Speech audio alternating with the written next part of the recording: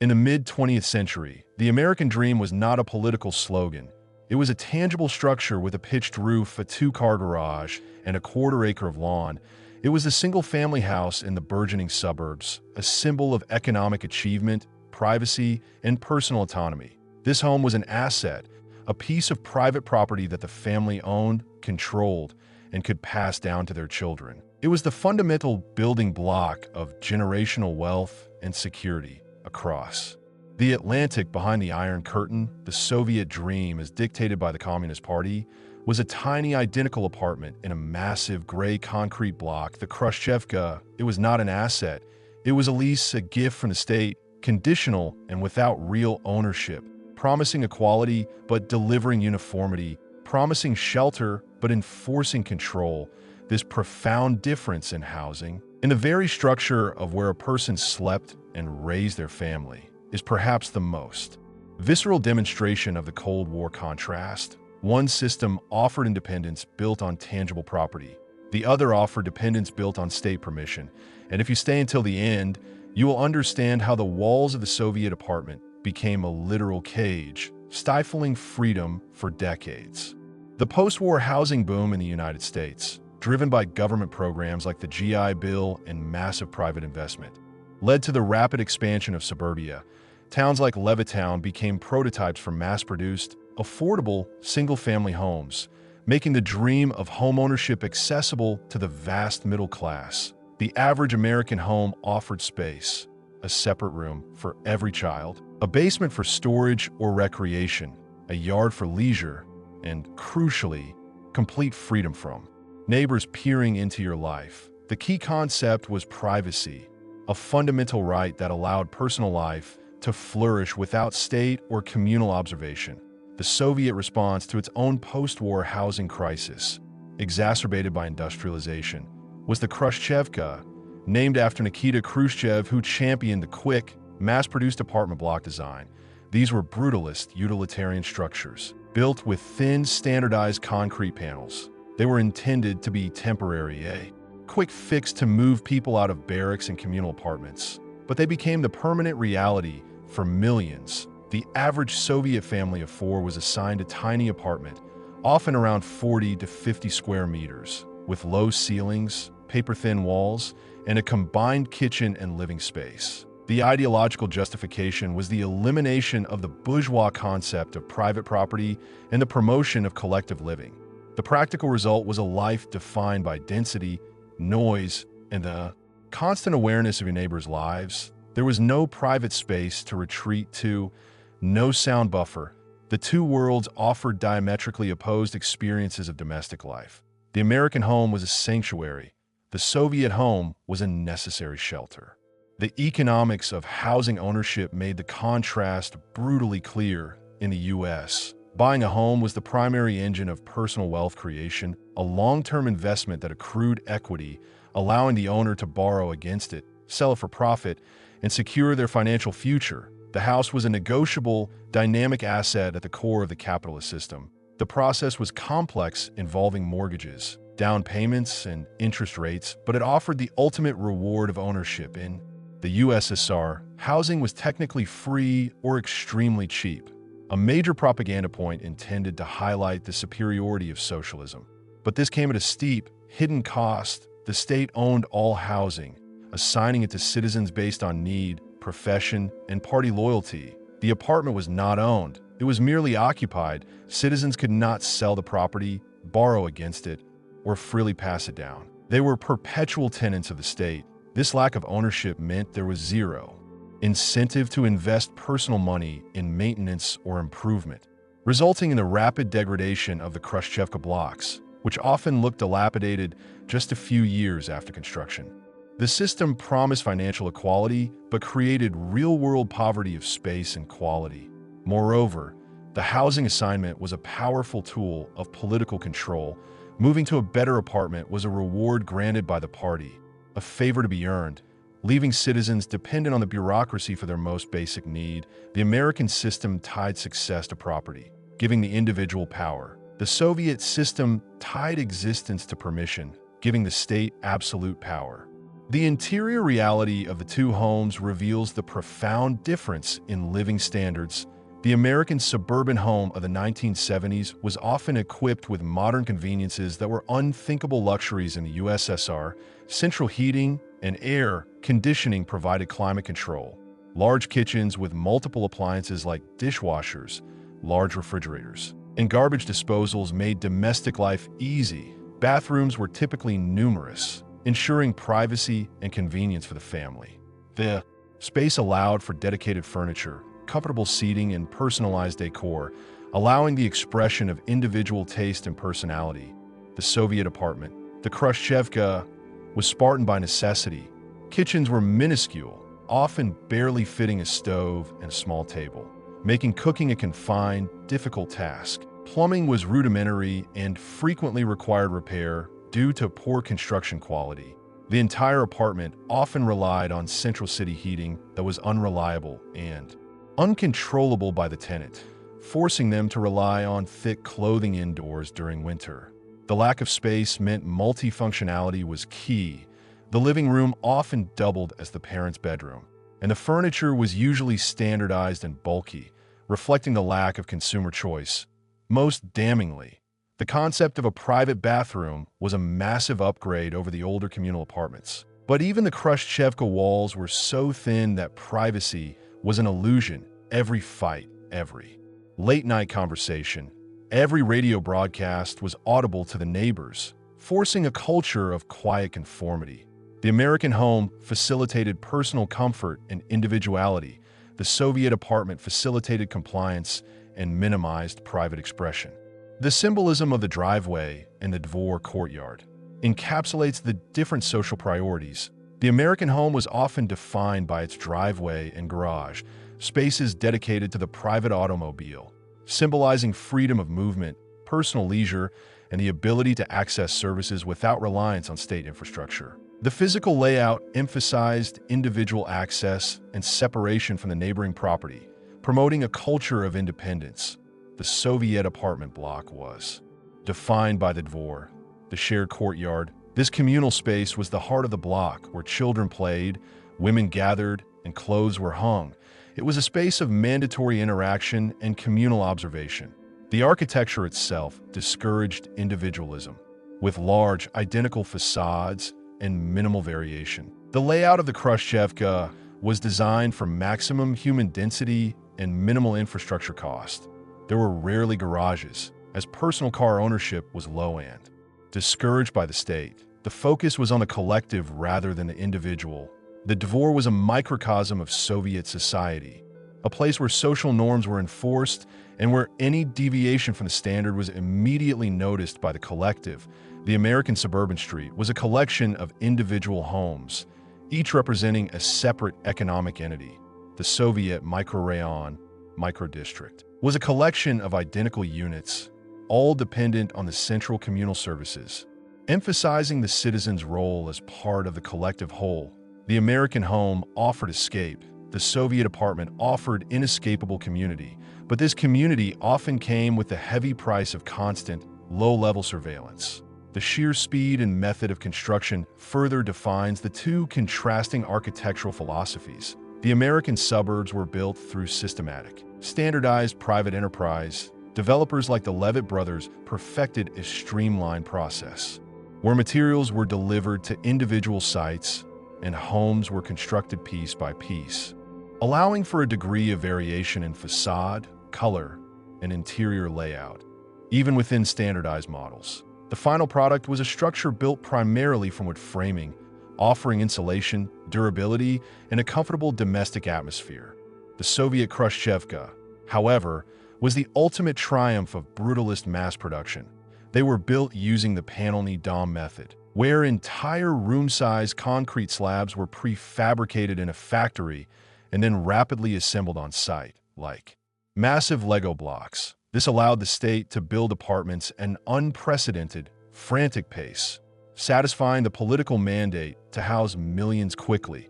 But this haste came at a terrible cost in quality and longevity. The thin concrete panels provided almost no sound or temperature insulation, leading to notoriously thin walls, poor heating retention, and the widespread problem of zutki, skvozniak, horrible drafts. The joints between the panels often deteriorated quickly, allowing moisture and cold air to penetrate the living space, forcing families to constantly use primitive methods to seal their own walls and windows. The American home, while mass-produced, was designed to last a century.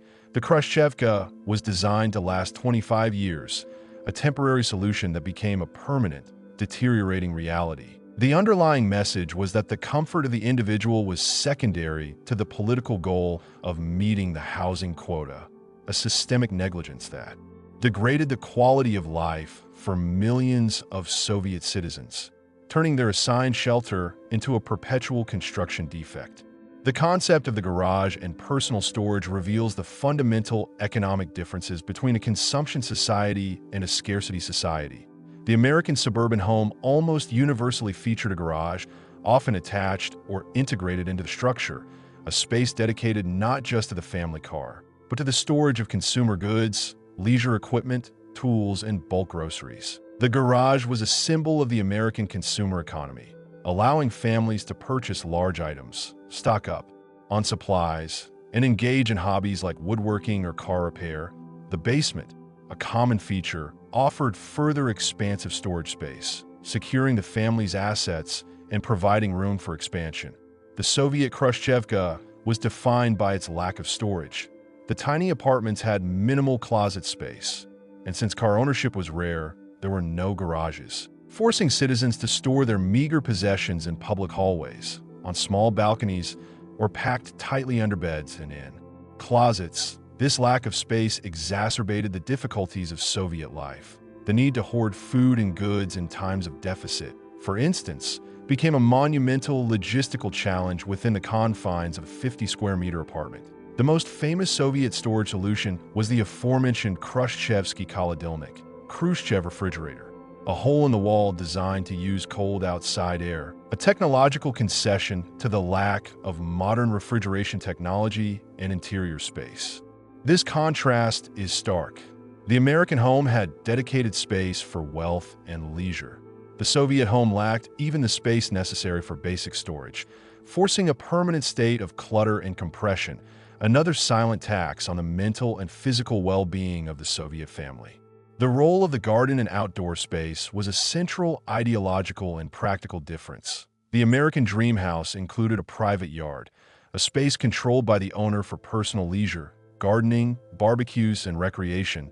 This land was part of the deed, an extension of the individual's private domain, providing a peaceful retreat and a place for children to play safely. The emphasis was on personal enjoyment and separation.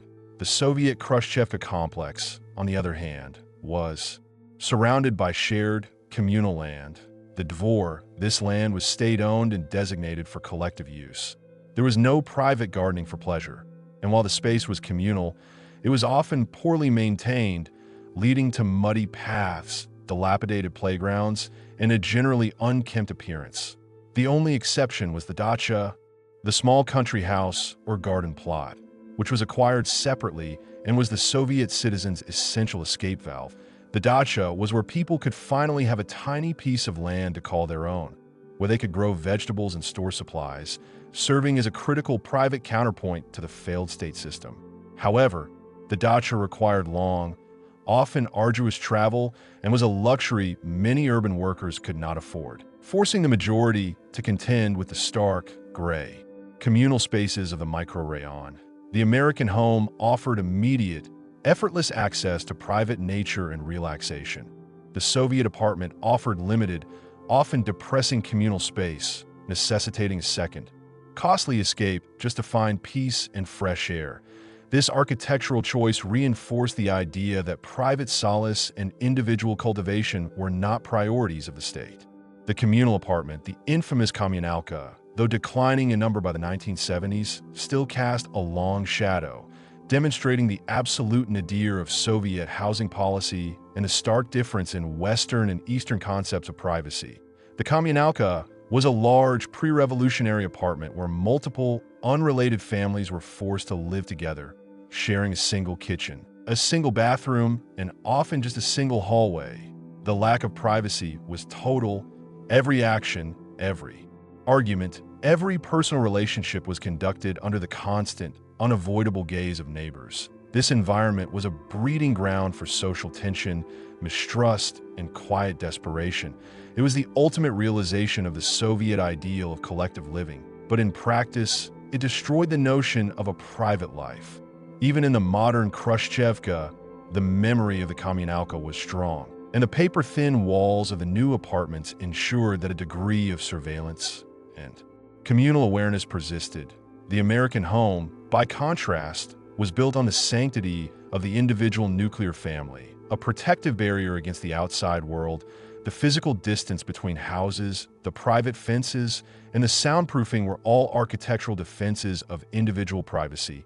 The American family could retreat, argue, celebrate, and live their personal lives without the fear of immediate social repercussion or the constant, grinding psychological pressure of shared space. The Soviet housing model, whether the communalka or the Khrushchevka, was fundamentally an anti-privacy machine, designed to keep the individual visible and therefore controllable by the collective and the party, a subtle, yet powerful form of social engineering that had no parallel in the liberal West. Finally, the systemic failure to maintain the Soviet housing stock created a visible, physical contrast that no propaganda could hide. While American home maintenance and repair was a dynamic, private industry fueled by consumer spending and constant renovation, the Soviet repair and maintenance system was entirely state-run, plagued by the same inefficiencies, deficits, and lack of quality control that crippled the grocery stores. Repair services were agonizingly slow, waiting lists for basic plumbing or roof repairs could stretch for months or even years, and the materials themselves were often substandard or simply unavailable. The result was a visible, widespread decay, faded paint, crumbling concrete, leaky roofs, and dysfunctional elevators were ubiquitous features of the Soviet urban landscape. The average American homeowner, if facing a leaky faucet, could call a private plumber and have the problem fixed in hours, using high-quality parts available at any hardware store. The Soviet tenant had to navigate a Kafkaesque bureaucracy, often resorting to blat connections or bribery just to get a basic repair done. This contrast was not just aesthetic, it was about dignity and safety. The American home represented a secure, well-maintained asset. The Soviet apartment represented a perpetually deteriorating liability, a concrete symbol of the system's broken promise. The contrast between the pristine, well-manicured streets of the American suburbs and the gray, crumbling facades of the microraons was a visual testament to two competing systems, one that valued property and the individual owner, and one that valued the collective plan above all else. And we must now examine how this system determined who got the keys to these very different doors. The distribution of housing in the USSR was not a meritocracy of need, but a system of bureaucratic patronage and political loyalty, a hidden structure that determined who received the keys to a larger, better-built apartment, and who remained trapped in the cramped Khrushchevka for decades. Officially, citizens applied for housing through their workplace or the local Soviet, and they were placed on a waiting list, often stretching for 10 to 15 years. The propaganda portrayed this as a fair, socialist distribution of resources, ensuring everyone got their turn. The reality was starkly different. The housing list could be bypassed entirely by those with the necessary blat connections or political standing. Engineers working on strategic military projects, high-ranking party officials, favored artists, or key factory managers could receive a superior apartment, often in the older, better-constructed Stalin-era buildings or new, spacious cooperatives, effectively skipping the queue of common workers. This created a profound, internal class division. The nomenclature lived in relative comfort, enjoying higher ceilings, thicker walls, and better locations, while the average worker was stuck in the thin-walled uniformity of the mass-produced blocks. The American system, while unequal in financial terms, was transparent. Wealth determined access. Everyone knew the rules of the market. The Soviet system was opaque. The inequality was hidden behind the veil of socialist equality, meaning the privilege was exercised in secret, further eroding public trust. Access to a better home became the ultimate, silent reward for political conformity, turning the very act of seeking shelter into a political negotiation.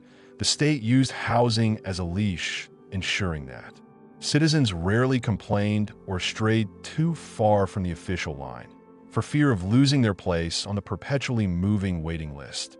The physical differences between the single-family home and the high-density apartment block created entirely different relationships with noise and privacy. In the American home, privacy was a guaranteed feature.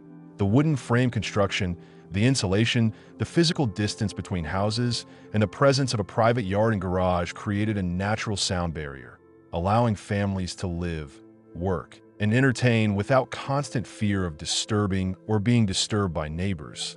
The family life was truly private, a sanctuary, the Soviet Khrushchevka, built with those paper-thin, pre-stressed concrete panels, was an acoustic nightmare. Sound traveled effortlessly through the walls, floors, and ceilings. Every argument, every radio broadcast, every late-night cough was communal. This perpetual lack of acoustic privacy was not just an inconvenience. It had a tangible psychological impact, forcing a culture of quiet conformity within the home. Parents could not discipline their children loudly. Couples could not fight freely, and the volume of life itself had to be carefully managed to avoid social sanction from the neighbors. This forced conformity seeped into the very atmosphere of domestic life, making the personal space feel constantly exposed. The American home offered the luxury of noise freedom, the freedom to be loud, to express without immediate consequence. The Soviet apartment demanded silence, a subtle but constant reminder that the collective was always listening. This architectural reality was a silent but powerful tool of social control, reinforcing the idea that the individual's life was never truly their own. The role of the kitchen in defining the two domestic lifestyles is critical. The American suburban home featured a large, open, and fully equipped kitchen, often the social hub of the house, designed for both efficient cooking and entertaining. With ample counter space, storage, and modern appliances, this was a reflection of the abundant consumer economy, where food was plentiful and cooking was a choice. A pleasure, the Soviet apartment kitchen was notoriously small. The kuchnia, often measuring just 5 to 6 square meters, was built primarily for basic sustenance, not for comfortable cooking or socializing. The small size was a direct consequence of Soviet planning, which prioritized minimizing square footage to meet quotas. The rationale was that eventually, under full communism, everyone would eat in communal canteens, rendering the home kitchen obsolete. This never happened, forcing families to squeeze their entire domestic and social life into a cramped, awkward space. Imagine the difficulty of preparing a complex meal in a space barely larger than a closet, or trying to host a gathering when the entire family is eating elbow to elbow. The small kitchen was a physical manifestation of the system's failure to provide both abundance and comfort. It forced family interaction into intense proximity, sometimes leading to tension. The American kitchen represented the freedom to create, to store, and to entertain lavishly. The Soviet kitchen represented the struggle to simply subsist within state-mandated constraints. The concept of modifications and personal touch further highlights the systemic difference. In the U.S., the home was a living document, constantly undergoing improvements, renovations, and personalization.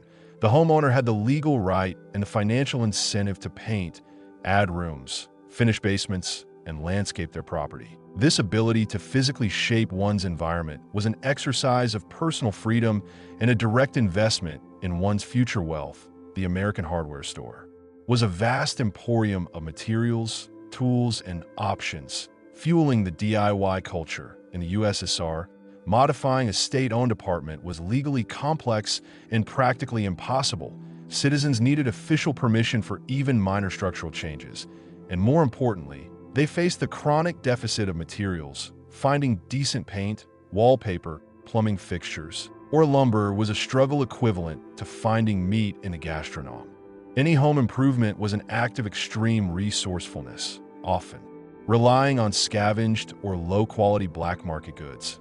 resulting in poorly executed and visually inconsistent repairs. The Khrushchevka remained architecturally monolithic and generic, resisting the expression of individual taste.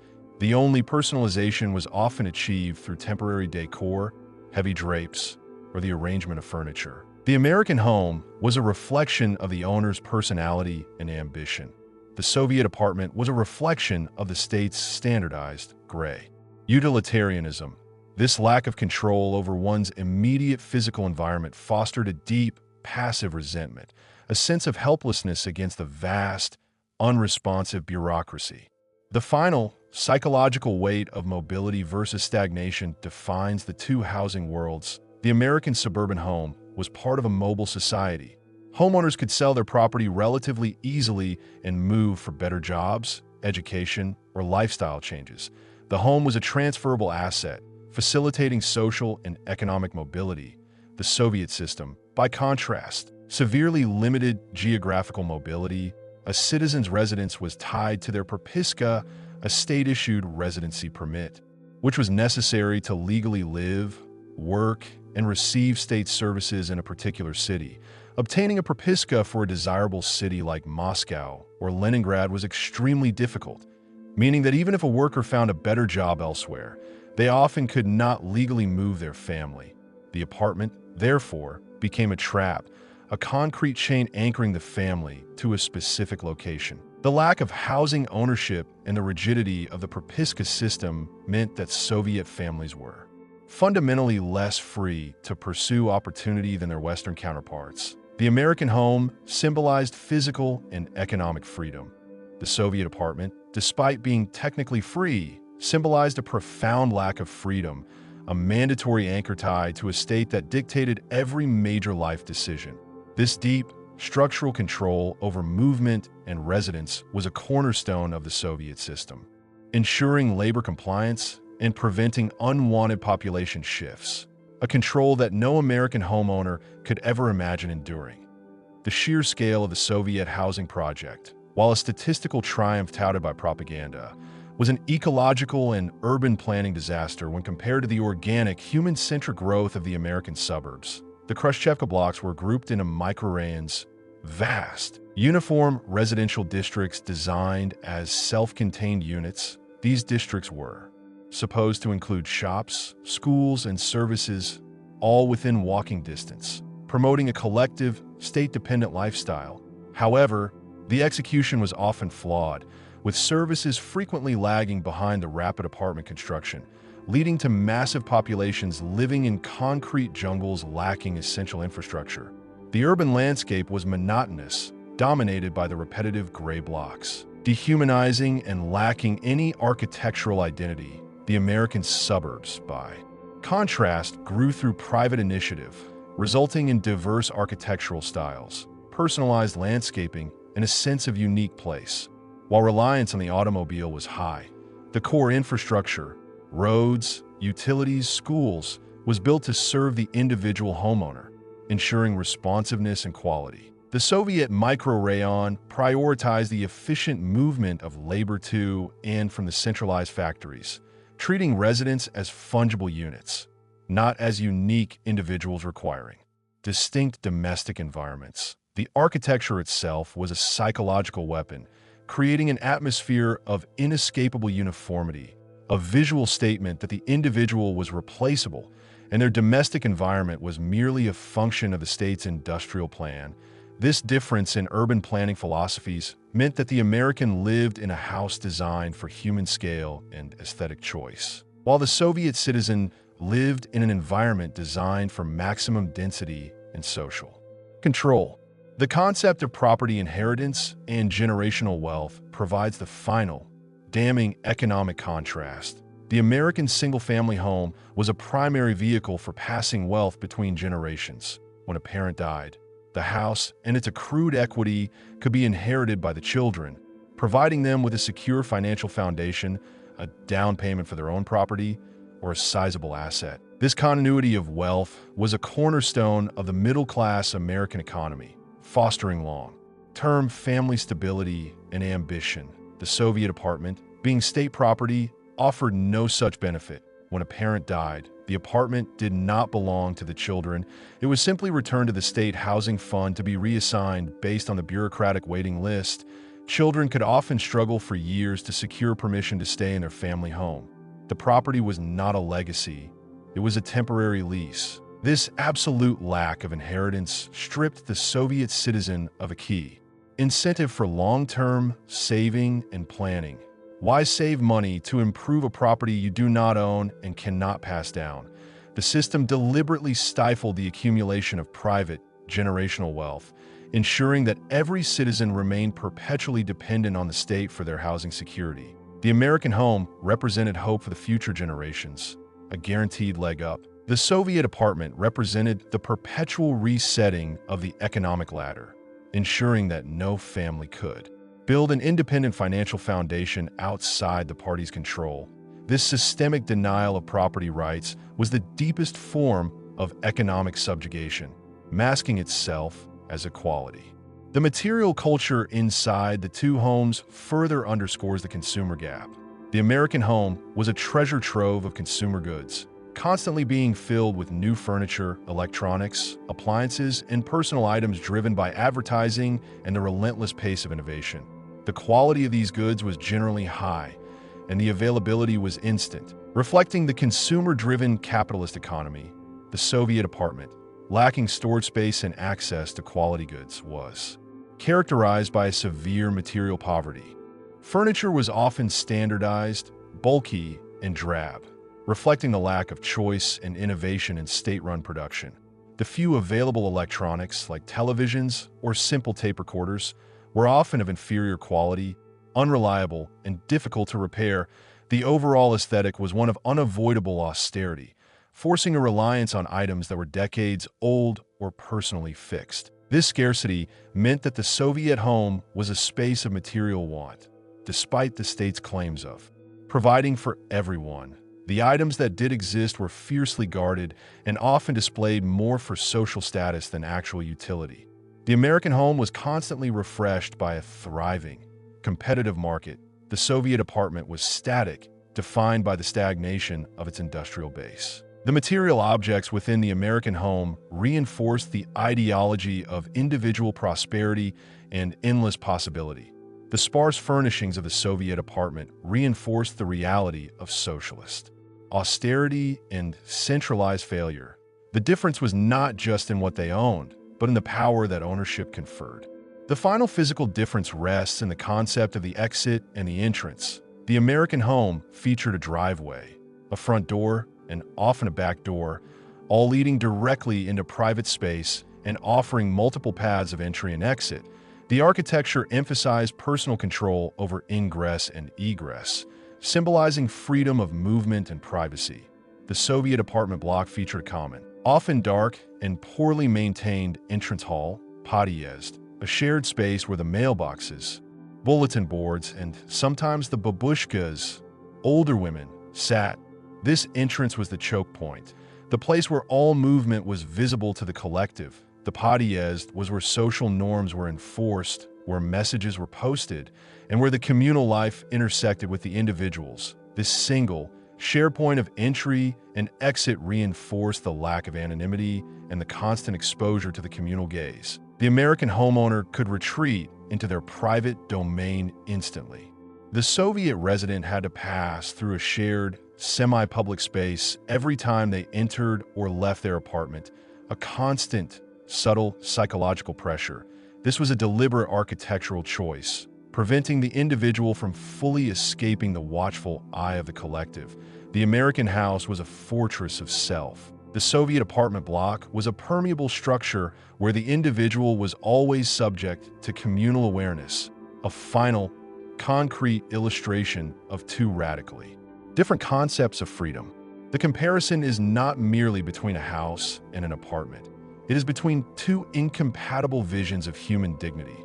The single-family American home symbolized the freedom to own, to expand, to be private, and to build generational wealth, while the Soviet Khrushchevka symbolized the state's control, the mandate of uniformity, the lack of privacy, and the perpetual dependence on bureaucracy. The Soviet system promised its citizens a decent, modern apartment, but it delivered a concrete cage, stripping them of ownership, autonomy, and the ability to choose their environment. The thin walls of the Khrushchevka could not contain the rising aspirations of its residents, who, seeing the contrasting reality of the West, realized that the price of their free apartment was their economic and personal freedom. The contrast between the green lawns of the suburbs and the gray concrete of the microrayons was a visual indictment of a system that prioritized political doctrine over the basic human need for comfort, privacy, and space. The question remains, was this systematic deprivation a necessary stage of communism, or was it the inevitable, crushing result of a system that feared the power of the individual? What do you think? Was the Soviet free apartment a victory for equality or a tool for control?